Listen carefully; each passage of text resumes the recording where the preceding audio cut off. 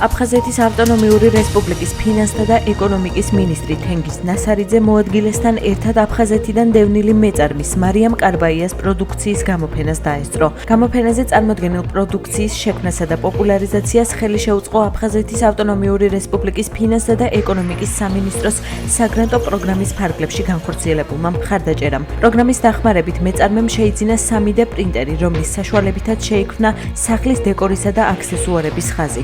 ასევე ჭრისა და გრავირების დანადგარი, რომლის მეშვეობითაც დამზადდა სამაიას, სოხუმისა და სხვადასხვა არქიტექტურული ნაგებობების ნამუშევრები. აფხაზეთის ფინანსთა და ეკონომიკის სამინისტრო ახორციელებს მცირე მეწარმეების ხელშეწყობის პროგრამას და ამის ფარგლებში ჩვენ არაერთი გრანტი გავეცით. ერთ-ერთი არის მარიამ კარბაია, დევნილი აფხაზეთიდან.